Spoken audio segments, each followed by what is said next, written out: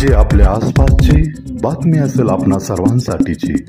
आपण पाहत आहात 7 मराठी न्यूज। 9:30चे सुमारास या ठिकाणी 2 लोक जे आहेत ते उभे होते आणि त्यांच्यावर जे आहे ते काही लोकांनी येऊन हल्ला केला आहे आणि त्यांच्यामध्ये जे आहे ते 5 राऊंड फायरिंग पण केले आहे आणि यांच्यामध्ये बनराज आंदेकर म्हणून जे इसम आहे त्यांची जे आहे ते मृत्यू झालेला आहे।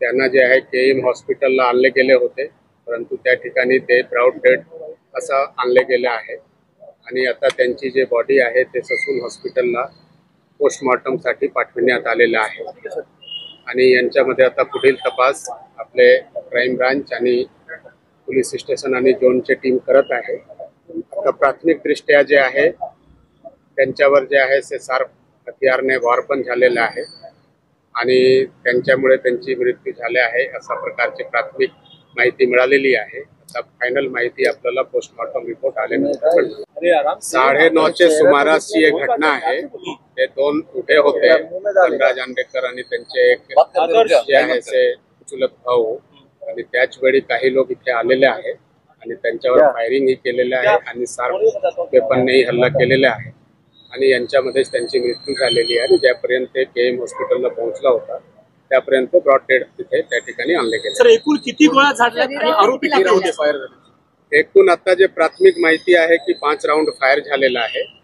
आणि आरोपी बद्दल अजूनही क्लिअर नाही आहे की किती लोक होते, याबद्दलचे शोध जे आहे आणि तपास चालू आहे। क्राईम ऑफिसची काही कौटुंबिक वाद समोर आला आहे का?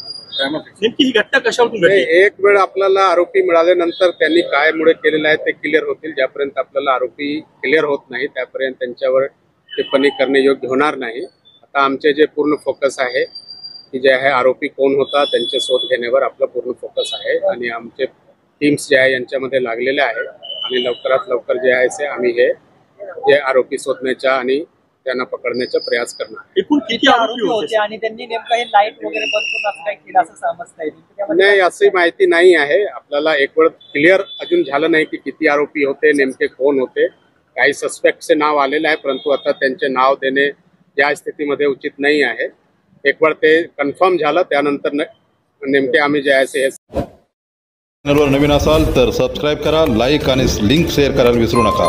घटना जी आपल्या आसपासची बातमी असेल आपणा सर्वांसाठीची। आपला चॅनल आपली बातमी 7 मराठी न्यूज।